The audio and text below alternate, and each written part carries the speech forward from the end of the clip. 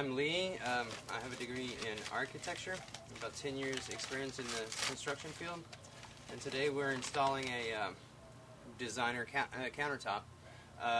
Now we want the mortar on a countertop to be mixed thicker than on a floor. On a floor you want each individual tile, you want the tile to set down into the mortar as much as possible.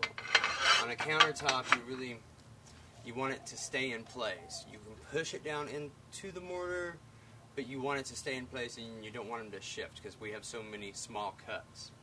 They'll shift really easily. What you do is you just pick, we're using a gray mortar just because we have black grout. Just scoop you some in. Don't breathe all this dust. It has silica in it. And I'm sure there is a warning on the side of the bag. And just add a little bit of water. You can use anything to stir it with. You could even use a big serving spoon. It doesn't matter if you're going to do a lot of it. I would never do any more than you could use in like 20 minutes, because then it's going to start to get thicker, and you're going to get little chunks that are going to just cause all kinds of problems. Now if you mix it too thin, that's fine. Just add some more mortar to it. You want to make sure you get all the lumps out.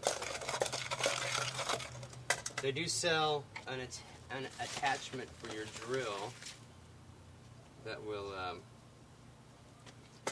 make this a lot easier, but since we're just doing a small little area, let's do it by hand. And just keep adding it. I'd say about that much more.